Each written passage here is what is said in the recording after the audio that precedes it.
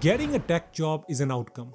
It is a byproduct of your cumulative actions, and your actions should be independent of forces out of your control. I mean, working hard, planning, and strategizing, all these activities shouldn't be done only when things are easy.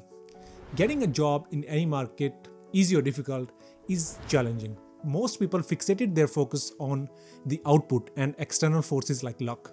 Getting a job is an output. I make this video, I have no control it will get 10 views or 1 million, but I have control over my speech, my editing, my writing, and my setup, and many little things. Similarly, getting a job in any market is mainly a function of your efforts, your planning, and your willingness to get up after you face rejections. These things are true in all kind of markets. When things get tough, maybe you will be required to change some strategies, like you might need a bigger network and interviews might get little tough. So rather than fixated on the destination, you should focus on your journey.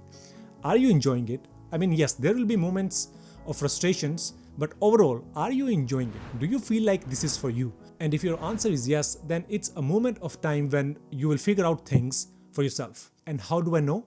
Well, every single developer goes through the same process. Passion, self-doubt, then get up and do the work, and the cycle goes on. First, try to become a person of value.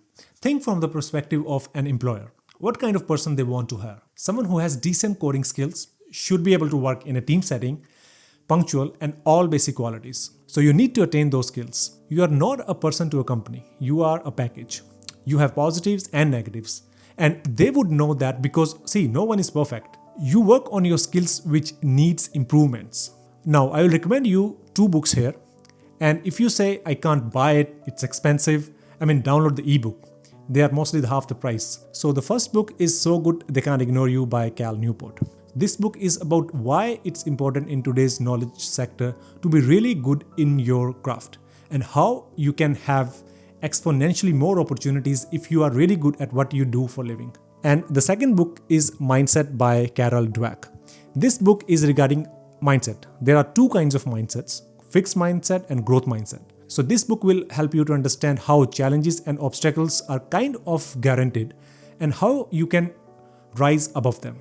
So yeah, highly recommend these 2 books, and also start doing activities that gives higher returns. So because your job as a software developer, you would be making and fixing things. So you should practice that very early on in your career, especially when you are in college or in the beginning of your coding journey. Try to make stuff. You won't be good at making things, but who cares? Focus on building things you like, and when you get bored, move to another thing. And in the process, you will find things which interest you, things that spark joy in you. I will put building things to the top of the funnel. And when you feel like you know enough, not everything, enough, start applying for jobs. Go with target of applying 10 to 12 jobs in a day. Cold emailing recruiters or anyone in your network who could help you. Don't depend on one source. You don't know which door you knock on will open with new opportunities. And once you started sending your resumes, you will get some interviews. But the right time for preparing the interviews are not after you apply for jobs. It's before. After you practiced enough about building things and everything, now I want you to take interviews really seriously. Most aspiring developers messed up this part. Either they don't prepare or they just don't attend interviews. You don't believe how many students I met, this fear of interviews that will cripple them to the point where they would just not attend them. Just like coding, interviewing is a skill, and the more you practice, the better you will become. Now move to things which you are not supposed to do. It is really important for you to commit to the type of work you want to do. It is okay to have many interests, I do, but I focus most of my energy on things which I'm sure would yield me the best returns.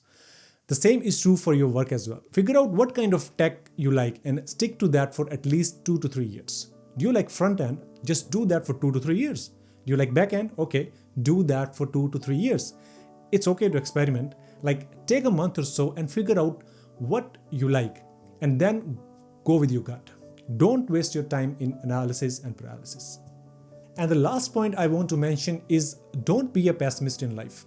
I know you'll face challenges, especially in this market where job market is tough, but you'll face challenges in every market. If market is going up, it is not easy to get a job in those markets as well.